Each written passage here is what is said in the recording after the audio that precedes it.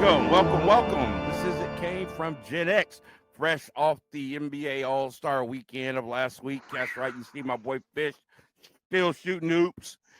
We are glad to be here with you all today on a very warm, beautiful February day where we are here in the great city of Akron, Ohio. And man, it was good to see the snow melt, a little bit of sunshine. We don't know how long it's going to last, fellas, but we're going to take advantage of it. Thank you for being here with us. I'm your co-host, Keith Porter, along with your other hosts, Michael Skinbone Skinner and Brian Fishbone Fisher. What's up, Skinner? Hey, nothing much. Had a good weekend. Moving weekend. We're getting mom's stuff out of the house so we can sell it. You had a busy weekend. I don't know about good. We had a busy. Well, we had a work lunch dinner at Fleming's Saturday night. And did you see Tina? I did see Tina. She come over and gave me a dirty look because I didn't request her, but I didn't make the reservation. It was through work. But boy, if you've never ate at that place, I'll give them a shout out. Yeah, they're incredible awesome. Food. Absolutely incredible. Now I might have to go there this weekend.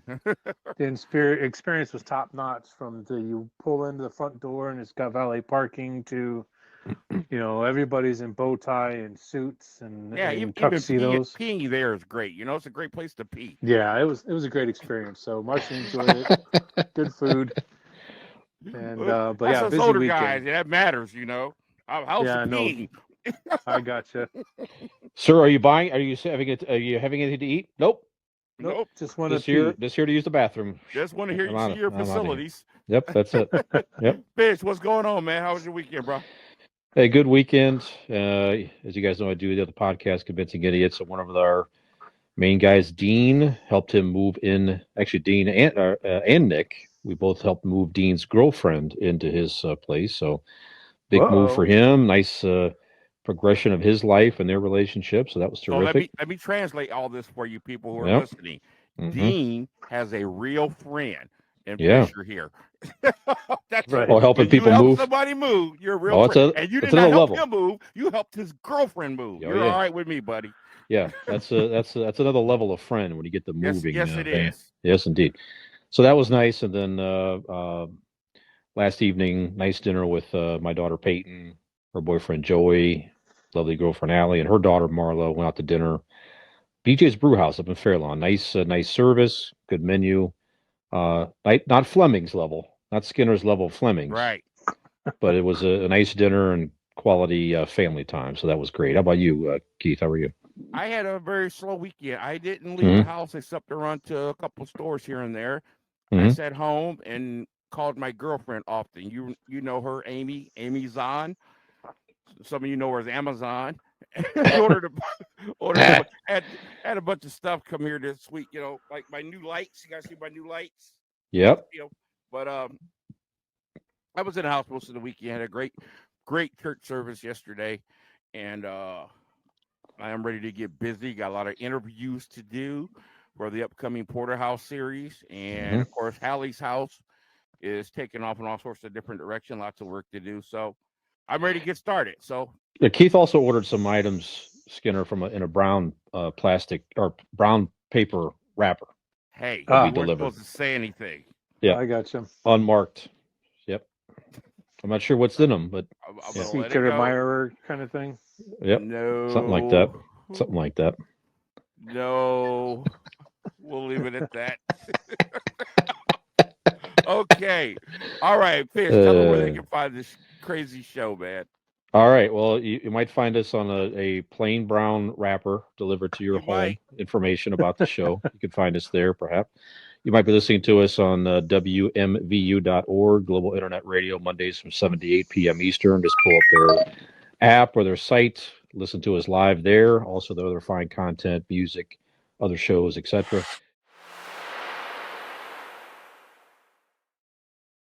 Listen to us whenever you want to on demand. We can be found on many major podcast platforms: Apple Podcasts, Google Podcasts, Spotify, Verbal, and more. Just give us a subscribe on your platform of choice. And as we upload episodes, they will flow to you like special packaging to Keith's home via Amazon. You can also stream us right on our Facebook page at It Came From GenX. Open and private, that's right. It Came From GenX on Facebook. There's a new feature there. You subscribe to our podcast right through the page. Again, free of charge. Post up there, give us a like, subscribe to our podcast there. And you can also watch us on YouTube. It Came From GenX. All show links to all social media, YouTube, Facebook, TikTok, Instagram, Twitter, all that good stuff. 2 main areas. It Came From GenX Linktree. Look us up there. It's simply a platform with links to our stuff.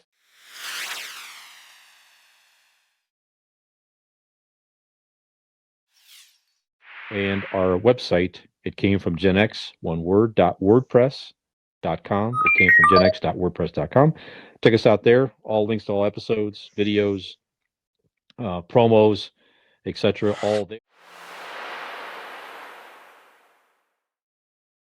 And if you choose to sponsor the show, a link to our Patreon account can be found on our website as well. If you want to throw us a couple of bucks one time, or $1 a month, whatever you want to do. If you want to, you don't have to do that, but if you do, we appreciate that.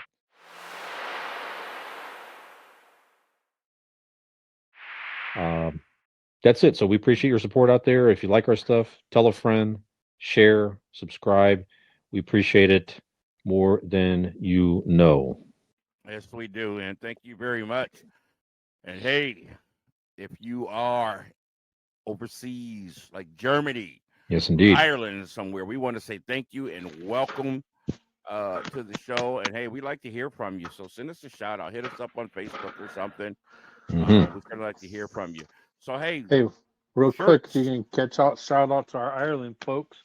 Shirts, Wearing my yes. Sons of Anarchy Ireland T-shirt today. All right. I don't know if you guys ever Awesome. watched that I saw show. the Sons of Anarchy. I didn't see the Ireland on the bottom till you backed up. Yes, sir. It's the Ireland from the Ireland. All right. And what's Very the hat? What's the hat, It Skinner? is Columbus Fair Auto Auction, where I sell cars for public auction for work. Okay. And Fish is rocking, in my opinion, one of the greatest years in music and sports combined. 1986 NBA champs, Boston Celtics T-shirt, and of course the classic black with the white outline Cavs hat. And we'll talk about Cleveland a little coming up here in a minute. And of course, I am rocking my Ode to Police hat, police shirt. I wear this around town, and people drop drugs on the floor in bathrooms and restaurants. So it's quite funny. But anyway, all right. It's a way Keith gets free drugs, ladies and gentlemen. So that's what's in those brown paper bags he sends. That could be. Keith does not do drugs, people. Okay, are we clear? All right. So hey, a little bit different tonight, guys. We're going to skip world news. And Skinner and I are going to we got a lot to talk about, a common subject, right? So go ahead, Skimbo, take it away, my man.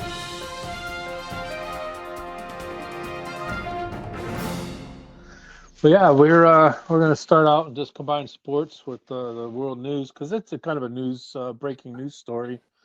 Did you guys hear about what happened in Wisconsin yesterday with Juwan Howard? Saw the clip on ESPN. Yeah. Yeah, he got a little testy with the coach from Wisconsin. They were up by a little bit.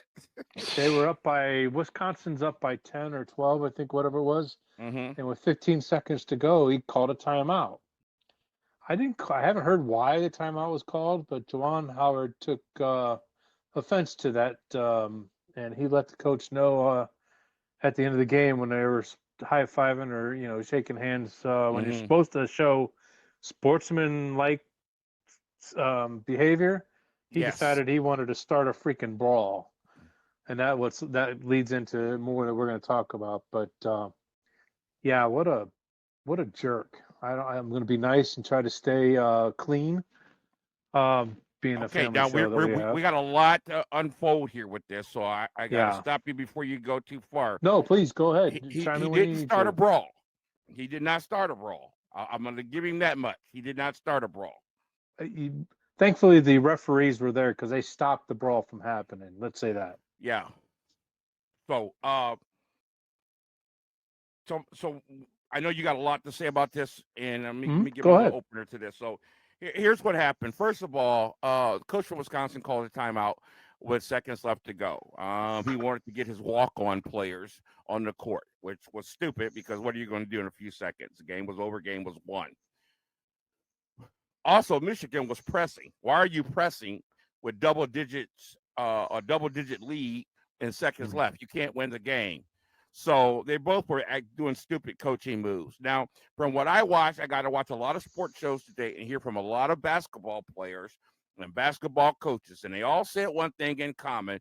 It's kind of an unwritten rule that in a lead like that with seconds left, you don't call timeout. It's kind of disrespectful. Whatever. I'm just want to point that out. That has no bearing in my opinion, but that's what they talked about. So apparently this is why Juwan Howard got mad. Now, I'm going to say this because I'm going to give my opinion as we go along. Go. Whether or not that's true or not, is that really why you got mad? Because, dude, that's not enough to get that testy about. I think you were pissed off because you got your butt kicked on national television. That's my opinion. So, as they went to go shake hands, Juwan Howard was mad, had his finger out, and before he even got close to the Wisconsin coach, he said to him, I'll remember this, because he was ticked off about it. He didn't want to have anything to do with him, and he went to sidestep him. Now, here's where the Wisconsin coach messed up. He grabbed him by his arm and tried to, I don't know, explain his case or whatever. I couldn't hear what he was saying, but he grabbed him and pulled him back. I don't give a crap what was done on the basketball court. Stuff like that's done every day. Coaches get mad every day. But to me, this is real simple. The simple rule that your mama taught you when you was young, don't put your hands on nobody. Right. Okay?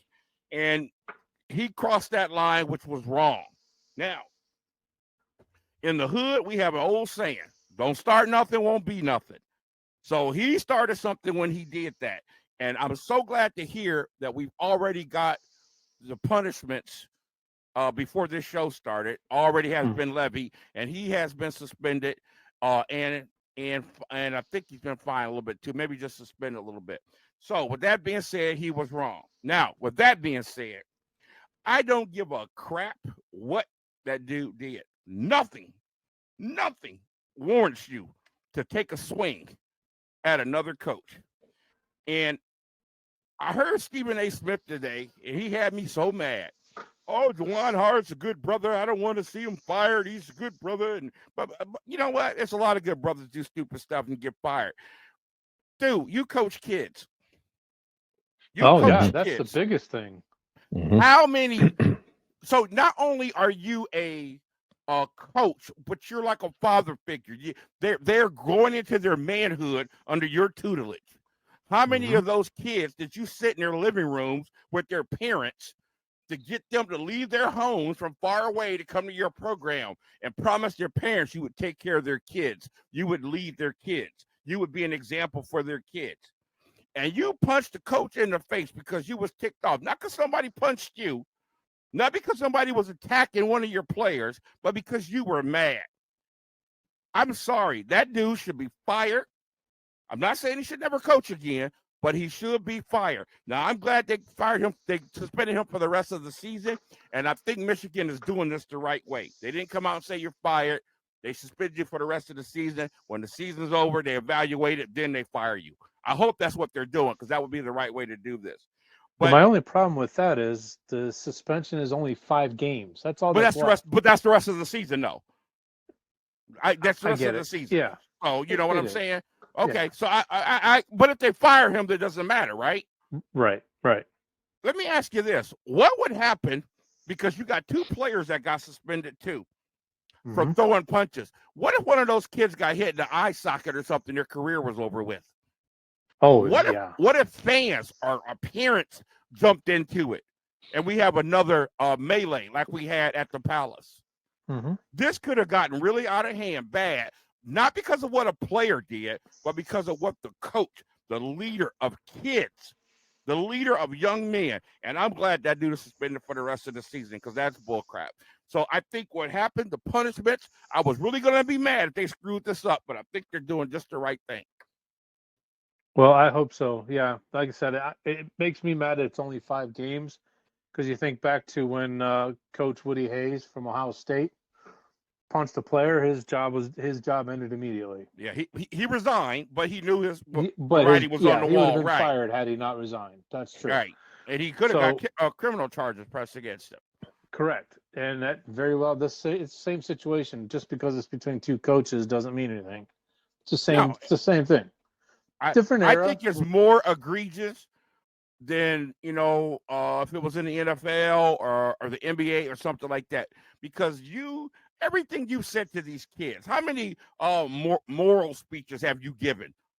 In practice, in the locker room, probably countless ones. You have no more credibility.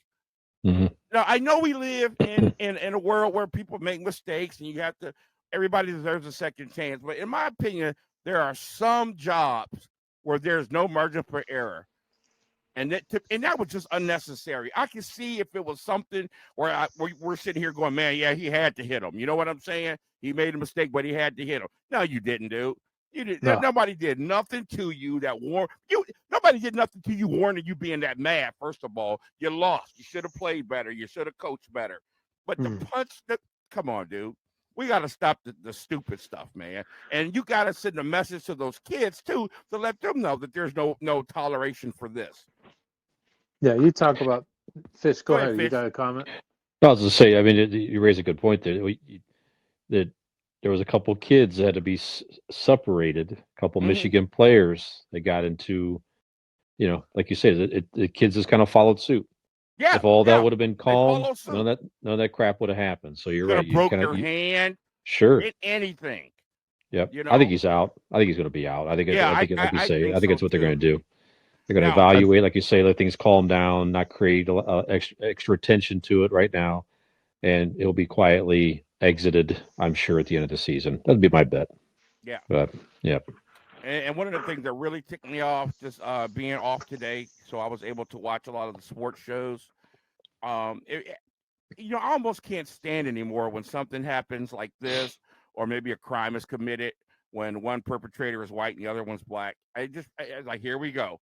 Because as soon as you start getting opinions from quote unquote experts, it's almost this side things is taken. And it's like, if you're black, you automatically got to defend this person if you're white.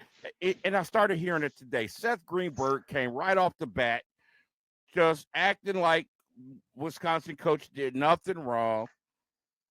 And I'm like, really, dude? And then, Stephen A. Smith came out with this, oh, he's a good brother. And I kept saying, why do you keep saying that? What does that mean?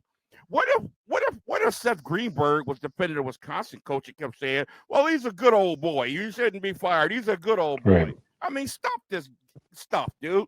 I don't give a crap he's a good brother or not. You know what I'm saying? We got to call black, white, white. We got to call right, wrong, and call it like it is and stop the stupid games, man.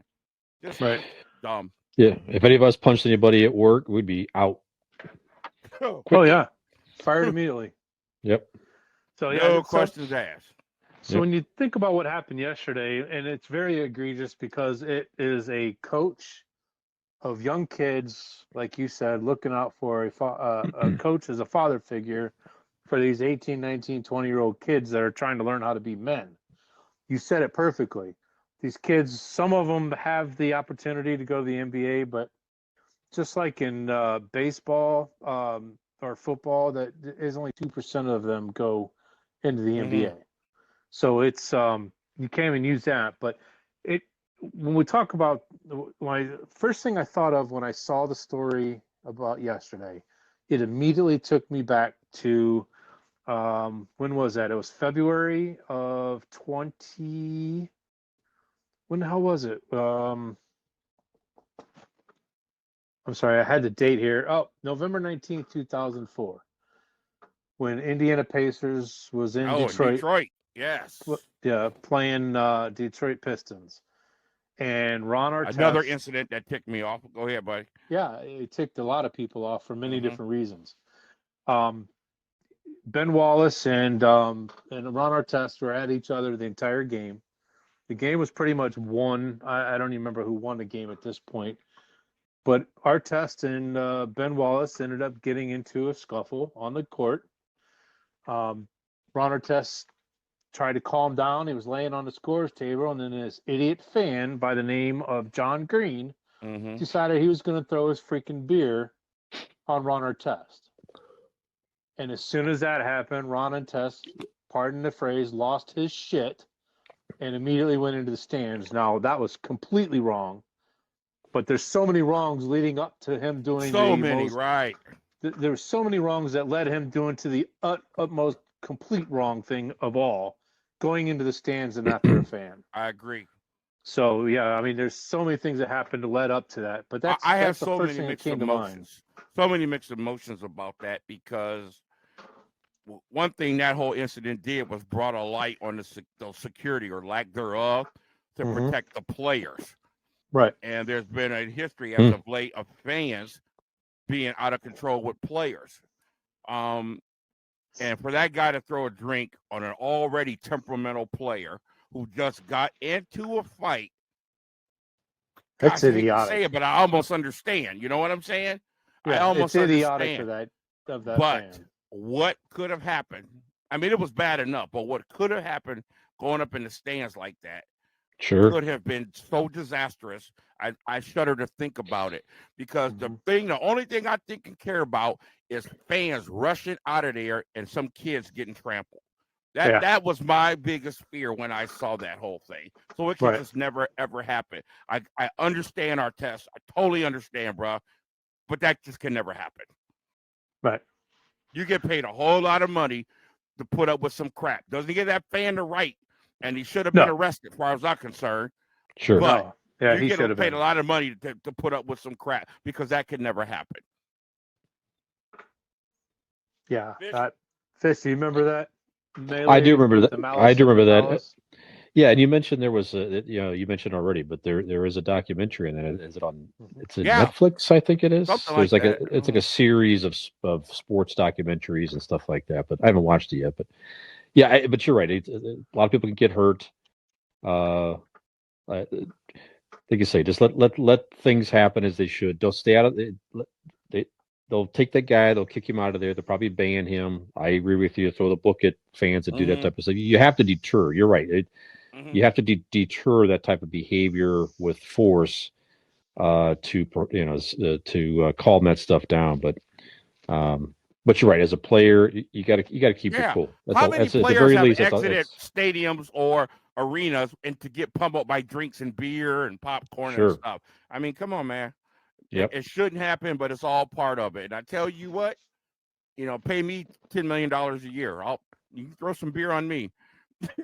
Or whatever, 20 million or whatever they make. That's ridiculous. Skinner, you went back. I was thinking back when a couple of incidents in the past that involved coaches, and of course this was the other way around.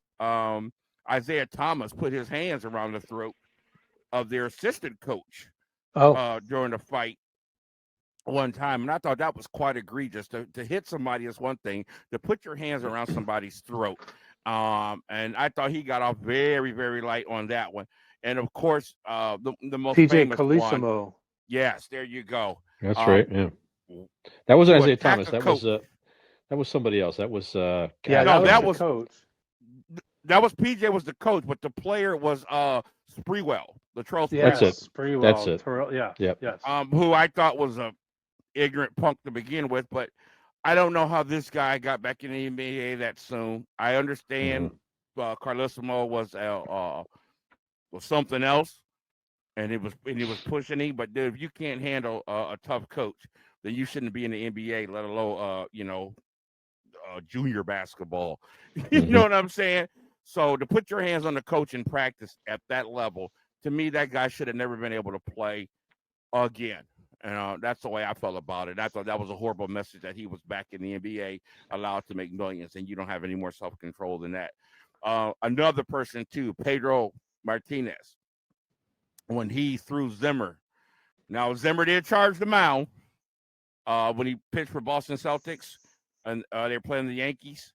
Red Sox, you mean? Yeah, Boston Celtics. I'm sorry, Boston Red Sox. And Zimmer did come out to the mound, but dude, if a 200-pound old man comes at me, I'm just going to stand there. What is he going to do? He gave the excuse that he defended himself. Seriously. So I thought that was very, very, very bad too. That was a rough incident. And of course, our own beloved, we talked about Woody Hayes punching the player. So, this isn't new. It's not new. No, but it's uncalled for.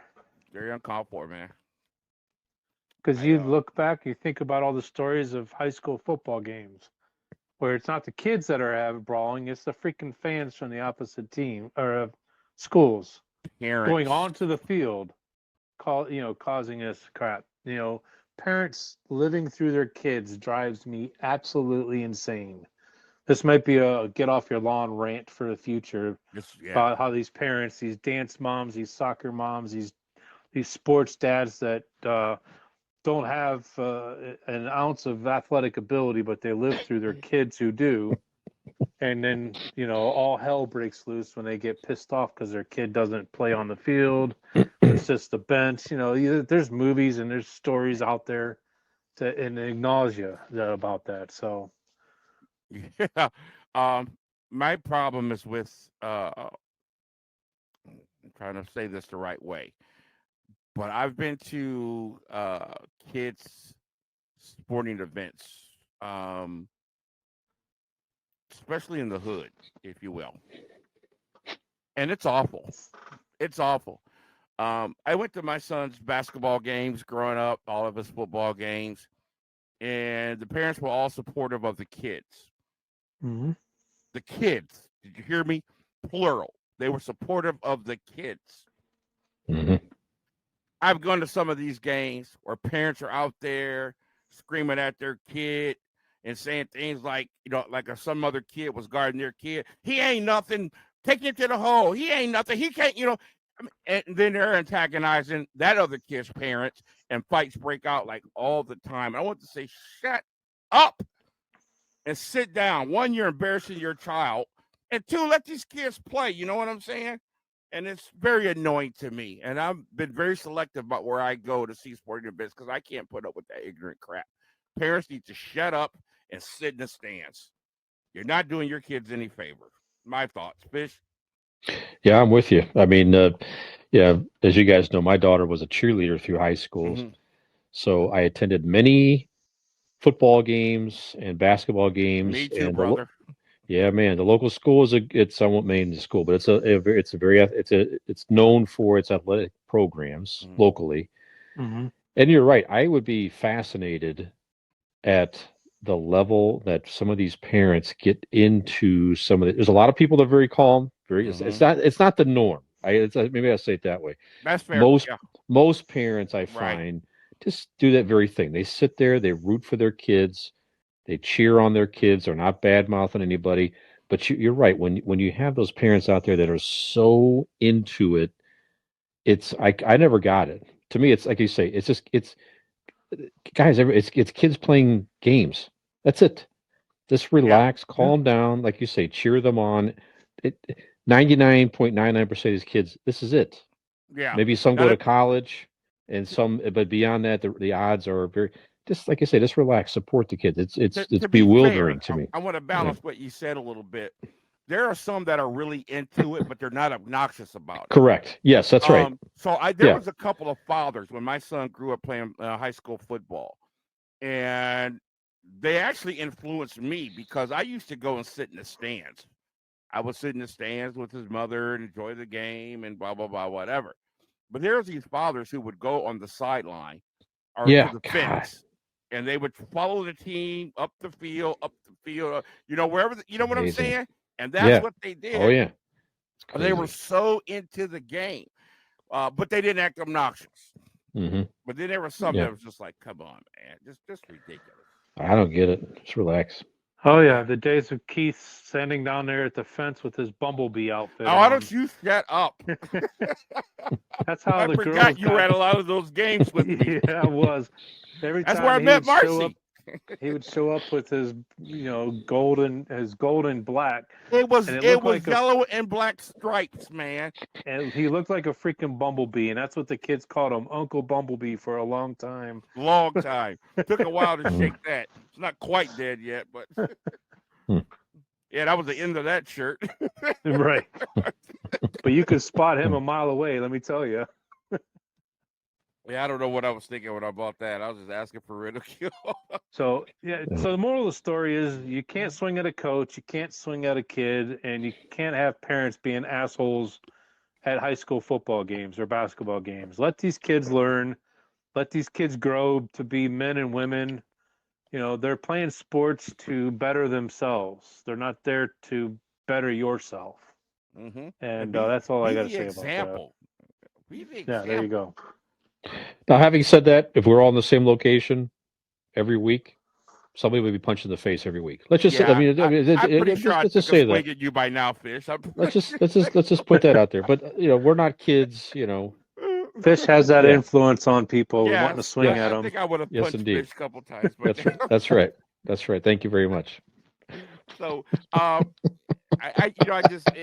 know you just closed it out, but I just didn't think about if Juwan Howard does come back to the Michigan, what's he going to say when his kids get in a fight? What's that speech going to be like? That's a good question. Do as I say. Yeah, not as I do. Yeah, Right. that old parent attitude. That's Gen X parenting, ain't it?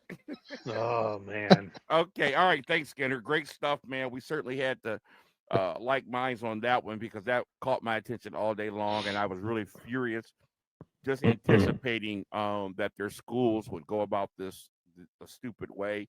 We don't give two craps about Michigan around here, but I was very proud of how Michigan's athletic director handled the whole situation. He immediately called Wisconsin and apologized and talked to those people, and there was swift action with Juwan Howard as well. I just hope that, as you said, 5 games is not enough, so I hope this is just a prelude to being fired. Mm-hmm. Not saying this guy should never coach again. Everybody deserves a second chance. That's correct. But in the press conference, there was no remorse. There was no nothing. There was no, "What man, I messed up." There was no nothing. Oh no, there was either of them. From neither of them. Like, seriously. Right. Yep. All right. Yep. Thanks, Skinner.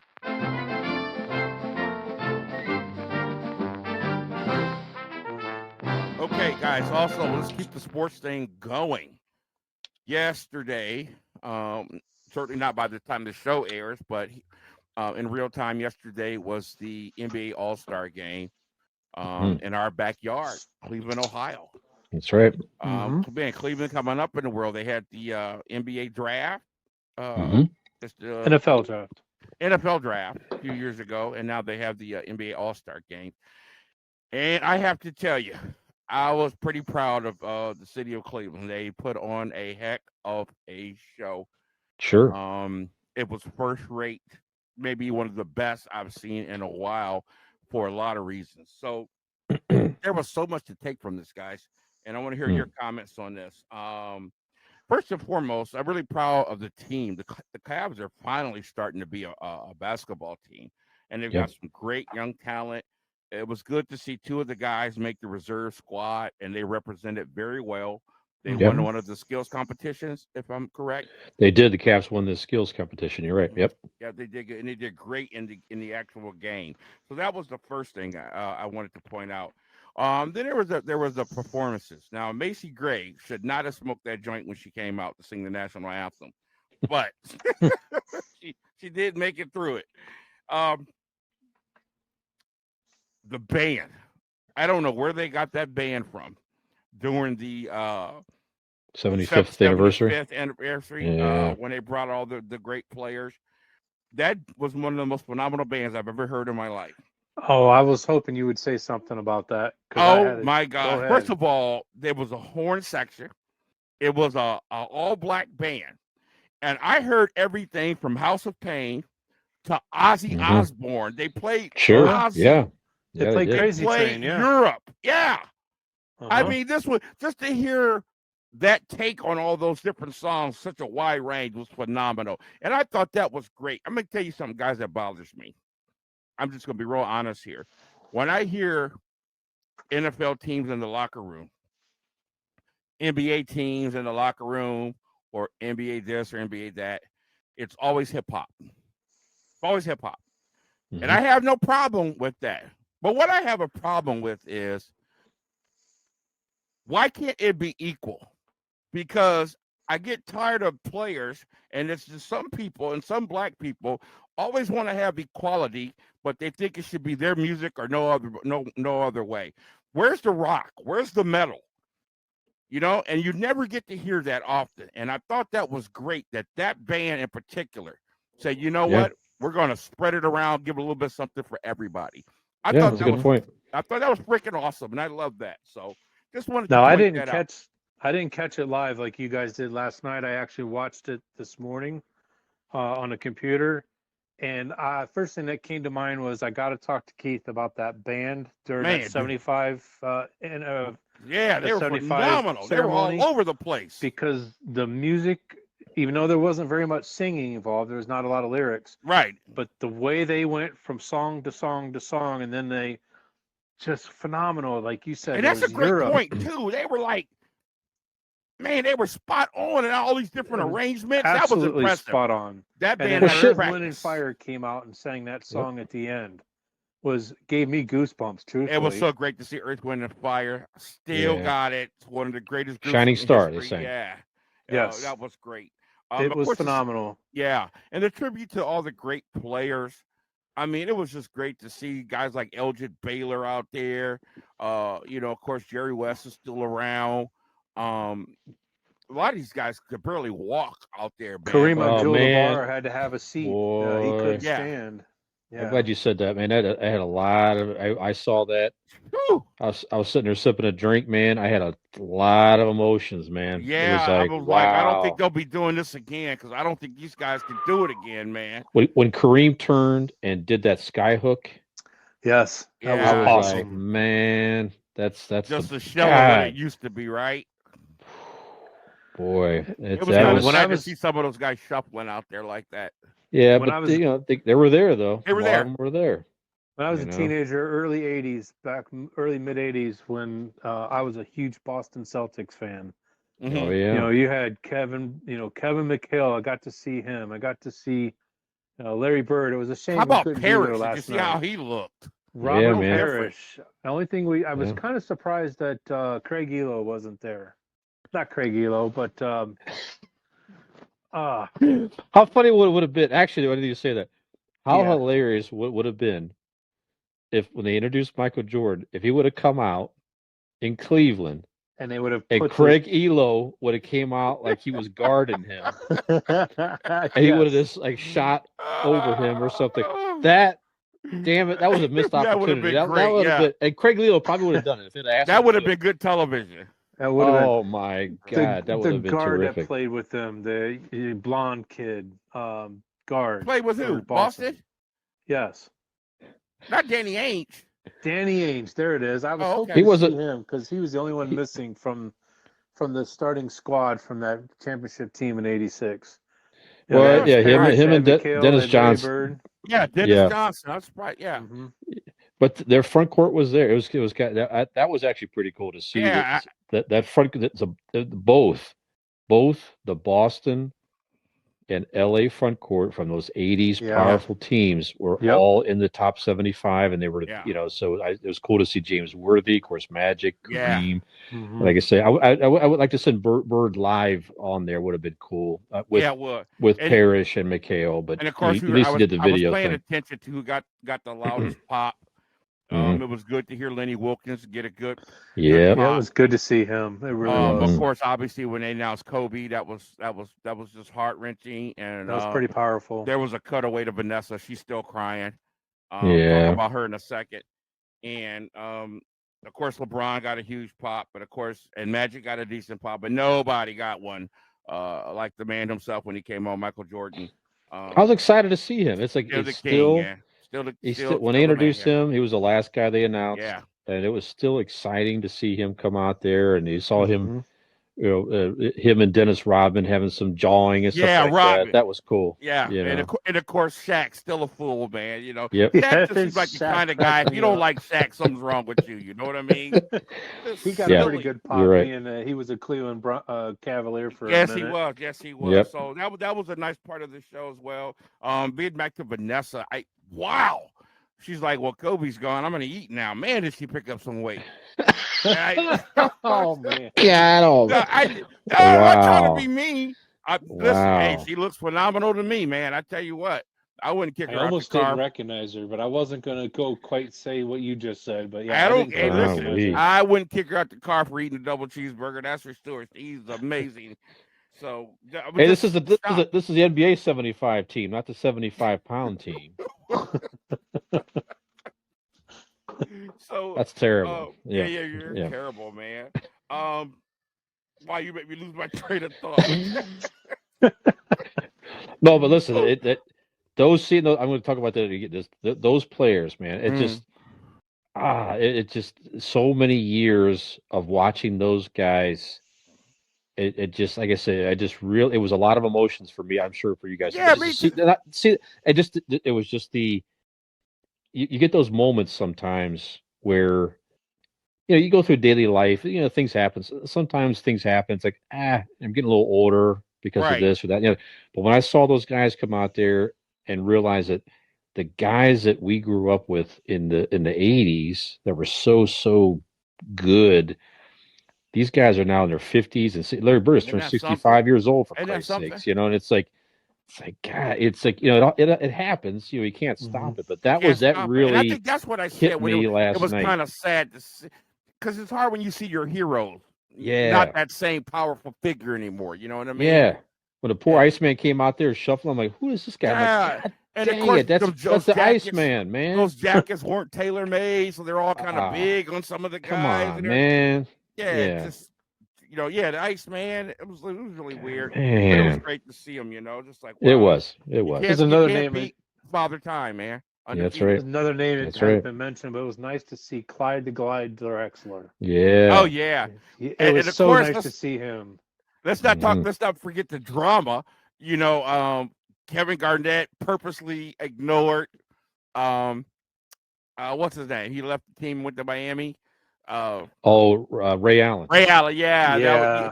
If you haven't seen that, go on the internet and see that clip where he put his head up in the air and ignored. That's funny. And all that. And of course, there's all that long-standing crap between Jordan and Isaiah. So it wasn't without drama, but it was still a nice moment. And then, of course, guys, there was the game itself, which for 3 quarters was so unbelievably boring. Just kind of guys doing warm-up. Throwing shit off the backboard. Yeah. It's bad enough the slam dunk competition stunk, and I'm going to talk about that in a second. But this was just terrible. There was only one amazing thing, and Trae Young to Ja Morant when he did the 360 in midair. Cool. That was like, wow. Yeah, these young players today, man. I have never seen the skill level that we have in the NBA right now. Yeah, Ja Morant's from another planet. Yep. Trae Young is great. And these guys are so little, you know what I'm saying? They're like 6'1" and things like that. Then you got these big guys like the Joker, Jokic. I mean, you got 7-footers now. Him, Embiid. These guys can shoot threes all day long. It's crazy. And I can't stand him, but Steph Curry is from another planet, man. Yeah. You love to hate him being 16 3-pointers. Cavaliers fan. But to watch what he did last night, you just had to be. My mom was jumping off the couch, man. This guy was hitting them from half court and walking the other way before it even went in the basket. I was like, I did like the intro when they introduced him and the fans are booing him. He just kind of went, yeah. Yes, thank you. But here's the thing, guys. What I take away from this. Yep. Northeast Ohio represented last night. Oh, sure. Absolutely. It was in Cleveland. They did a phenomenal job. You had 2 Cavs players who did a phenomenal job. Steph Curry won the MVP, born in Akron. Yeah. In the same hospital as LeBron James, who hit the game-winning shot and won the game. So we were well represented last night. you had a couple more guys on the NBA 75th team. One guy was from Yes. Ohio, Middleton, Yes. Ohio. Middletown, Ohio. Yes. Yes. Yep. And then, of course, Lenny Wilkins And played of in course, Cleveland Macy and Gray is from coached. Ohio as well. Yeah. Yeah, So she yeah, is. very, very, You know, well done. The I pride will of say at Canton. least Go ahead, Fish. I am glad at least they changed the format of the All-Star game to where at least you do these. I like the quarter thing It's because it was interesting. like It's more interesting. I don't want to yes. see 180 to 170. Not Right. interesting at all. Right. But they do it by the quarters. I did like that, and they had the tie, the quarters, of course, and then they set a score, which set up the little mini drama with LeBron, Right. taking the last shot. So Yeah, I do at least like it keeps That's it at least interesting, and I like somewhat it too. entertaining. And I also like interesting. the fact it's not East versus West anymore. They're Yeah, I like picking that too. teams, Yeah. and so that could be more interesting matchups or combinations, if you will. But they got to do something about the beginning of this game. This Cougars and down the court, nobody guards you, layups. I mean, nobody wants to sit and watch that for 3 quarters, man. I understand there's the injury thing, but come on, gee whiz. But the end of it, it was worth it to see. That got pretty doggone good. So, yeah, that was good to watch. That was my take on sports. Just a couple of things, guys, to point out. Music, real quick. This day in music, couple interesting things. Some number one hits. 2 of my favorite songs in history. Benny King's "Stand by Me" went to number 1 in 1987. Of course, year we graduated from high school, and that song was released in 1961, but it didn't hit number 1 till the movie came out. So good for Benny King. Posthumously had a number 1 hit. Also, "Oh What a Night" by the Four Seasons went to number 1. I do like that song, one of my favorites. Mm-hmm. And Simon and Garfunkel went to number 1 with "Bridge Over Troubled Water," one of the original duos. We don't see a whole lot of duos anymore. We grew up, of course, with Hall & Oates and things like that, but that was the original duo. Yep. And guys, 1986, in my opinion, one of the most important albums ever to come out in our neck of the woods. "Master of Puppets" by Metallica was released. Some of the greatest songs in metal history are on that album. Of course, it was the last album with bassist Cliff Burton, who was killed in an auto accident. Right here behind me. There he is. Cliff, yes. There's Cliff yes. right here. It's a lot of the camera angle, but yeah. Yes. And in the article I read, it said that in most metal circles, considered the most important metal album of all time. I'm a huge fan of the song "Master of Puppets," and my favorite Metallica song of all time, "Sanitarium," which I think is an absolute masterpiece. My one band plays that song. It is one of the hardest songs to play ever. "Master of Puppets." Skinner? It is my favorite album from Metallica out of all of them. Okay. Yeah, it's "Ride the Lightning" is another one. I like the Yeah, old "Ride the school Lightning" is my Metallica. favorite. "Riding the Lightning," "Four Horsemen" is probably my favorite. I can't even say it's my favorite song because "One" is my favorite song from "A Justice for All," but "Ride the Lightning," it had "Four Horsemen," which is an incredible song. Actually, "Kill 'Em All," actually. Is Kill, Yeah, you're "Kill right, 'Em Kill 'Em All." All. I'm "Kill 'Em sorry. All," yeah. But man, that album, it came out in 1986. I was 15 years old, and it was the most incredible thing I ever heard. When that came out, I went to Coconuts up at Rolling Acres Mall the day they released that album. I was in line to go get that thing. My mom took me up there and let me go get that thing when we were young. So incredible album. Let me share my memory with you when that album came out. I knew Metallica was going to be big when that album came out. You know why? I saw it advertised on Entertainment Tonight.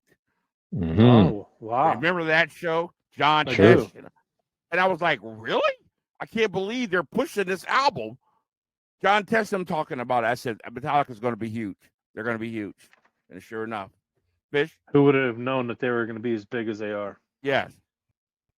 Yeah, I'm with you. I mean, as I go back and forth between "Ride the Lightning" and "Master Puppets," depends on my mood. I think as far as though it's the greatest Metallica album and one of the, but yeah, like you say, there's not many albums these days that you listen to start to finish, and that's definitely one album you could put on and just listen start to finish, Mm-hmm. and you're not gonna skip a song because they're all terrific in their own unique way. Even the deeper cuts, Yes. like the thing that should not be. Right. Mhm.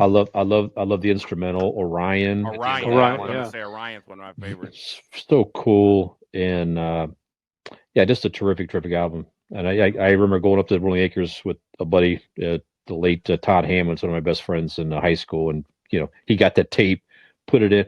At the time, I was still sort of, I'm not sure if I like metal or not. Uh-huh. Listening and listening that Metallica was definitely one band that got me into that whole thing, and that album was definitely, I don't know, just like you say, a whole other level. Yeah. It was I, it without an album like that, metal, mainstream oh, metal may not exist at the level that it excellent certainly point. did in the 80s at the Yeah. very least. That is a great point. And of course, they did what no other band did by infiltrating the charts.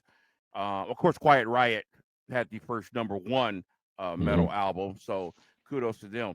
But yeah, I get, Right. I appreciate Kill 'Em All because of, like Skinner said, Four Horsemen, one of my favorite songs, probably the first Metallica Yep. song I ever played.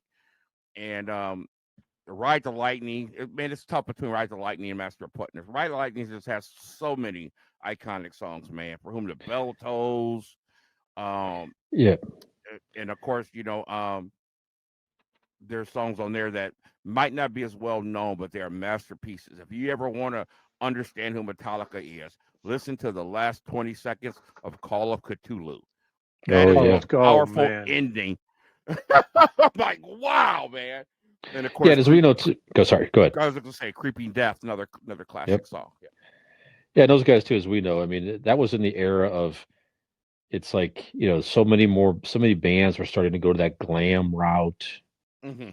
and the spandex and all that shit. And Metallica said, no, thank you. We're going to come out here. We're going to wear our jeans. And Cliff Burton had, I think, 200 Misfit shirts is about all he had. Uh-huh. Maybe like 3, really. I said 200, probably like 3 or 4. Mm-hmm. And that's it. We're going to wear jeans, our T-shirt. We're going to come out here and just kick your ass, and that's it. And that yeah, that was it. That's all we need. It's a real shame, and you wonder what could have been without that terrible accident with Cliff Burton, and what they would have done if they could have, if they wouldn't have lost him. It probably would have been a whole different sound for many years to come if he would have survived. So yeah, I think so. I think he was a driving force in that band. Oh, absolutely. The direction kind of changed a little bit after him. So yep. Okay, so I think that's about it in music. Celine Dion, blah blah blah, whatever. Britney Spears lost court case for custody of her kids today to Kevin Federline. Whoop-de-doo. And of course, there was Rihanna getting beat up by Chris Brown. Whole thing, yeah. There's one other thing, but I think that's about it, guys. No significant birthdays that we really care about. So, with that being said, we're going to turn over to a little bit of pop culture with Fish.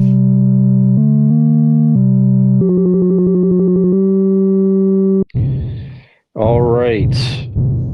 Let's talk about some stuff in this week in pop culture history. So, not a whole lot of new stuff that was more significant. And Keith, and we talked about Peacemaker. We'll talk about that maybe more next week, the Peacemaker finale, with looking at the time. I took a lot of notes about that.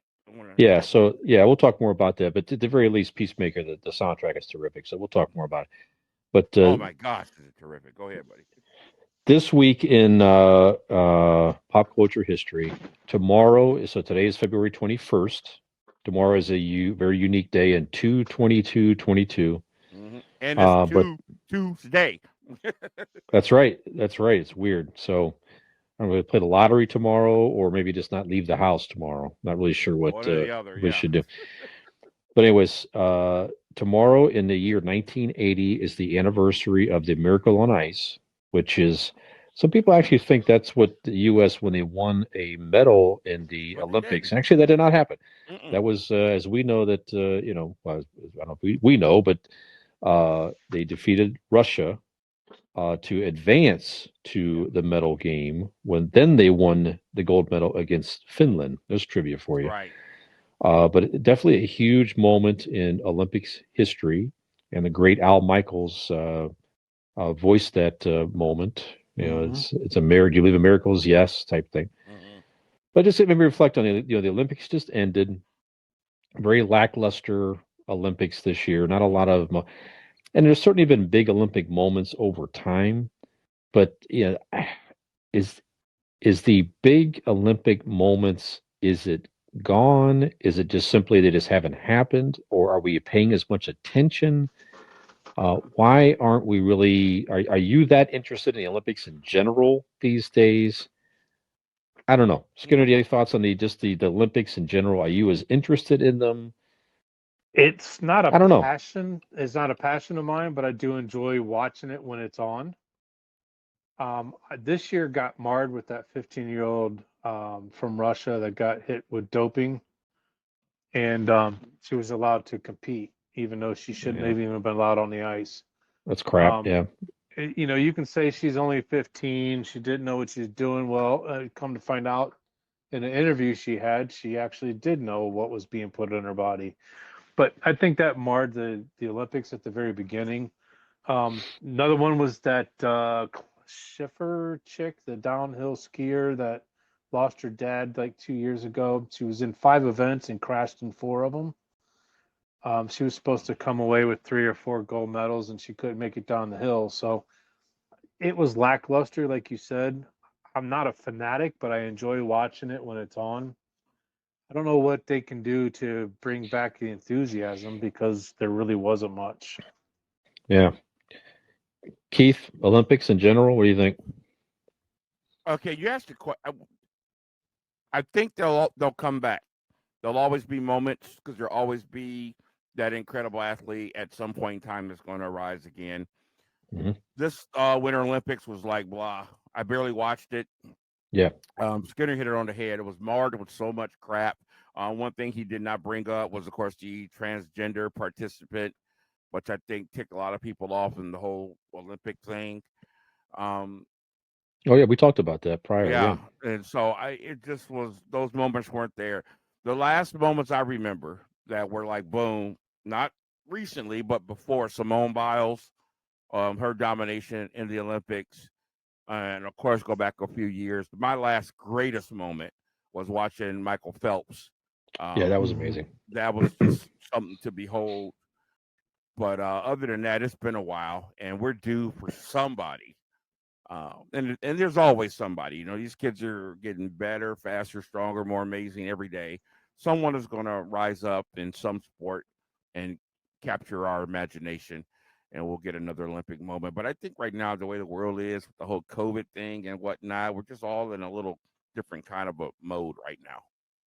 Yeah, I'm with you. It definitely takes a lot away when you can't have that level of the spectators like they could, and it definitely takes away a lot of the energy levels and so forth. Yeah, I'm with you. There'll be other moments, but that one is certainly amongst the top of all time, at least from a U.S. Olympics perspective. And by the way, great movie. If you've never seen it, there's a movie that Kurt Russell plays the coach. It might be on Disney Plus. I'm not sure. I think it's called The Miracle on Ice or The Miracle or something like that. About that story, yes, I've seen it. Yeah, it's a fun movie, well done, entertaining. So a good family movie. If you're Isn't there another one called Lake? Too. My favorite was watching Usain Bolt just dominate. He was terrific. He was terrific. Wasn't there another one called Lake Placid?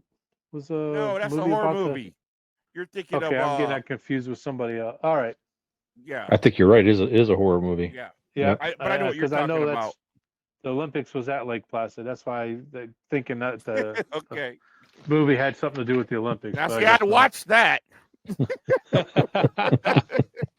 That would be fun sport. Getting killed.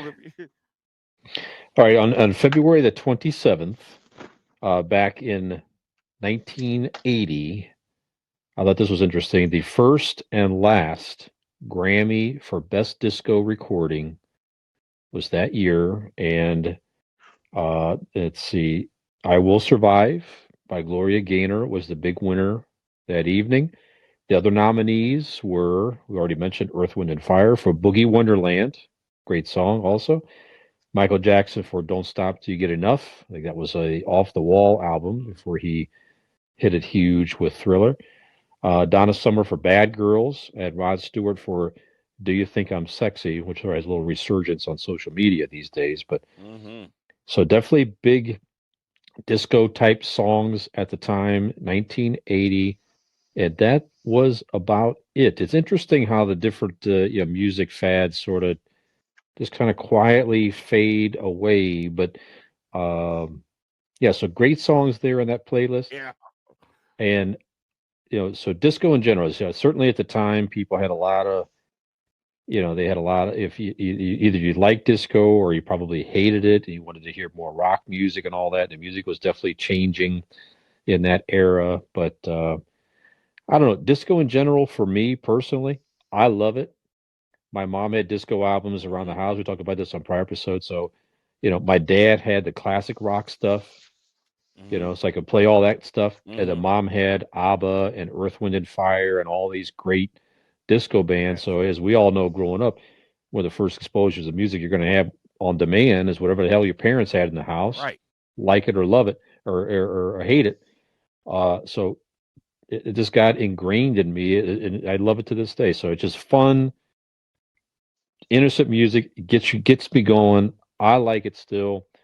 So I don't know, Keith. Any thoughts on the Sure. kind of the rise and the fall of disco? Is that something that you miss? Do you enjoy it? You want to hear more of that type of stuff? I'm There are with some you. I've learned to influences. Go ahead. appreciate every music. Yeah, Period. You know what I'm saying? It's like love it all. Good criticize it. Just appreciate it all. That category you talked about, boy, what a tough category. sure. Because those are just all great songs. I don't know how any of those songs could be bigger than Boogie Wonderland, Earth, Wind and Fire, but I think the song "I Will Survive" resonated with people on an emotional level, so Yeah, that's probably why it won. But disco ran its course. yeah. Times had been changing, and one of the things I've been going over with my kids in my music class is how every music has its culture. It's more than just a genre. There's a culture that goes with it. We started off Hmm. talking about Sure. rap because rap was probably the newest and most original American music form since jazz and or well rock and roll. But there was a culture behind it. It had its own language. We heard words we never heard before. We heard terms we never heard before, like what's a sucker MC? You know what I'm saying? The gold chains, the baggy clothes.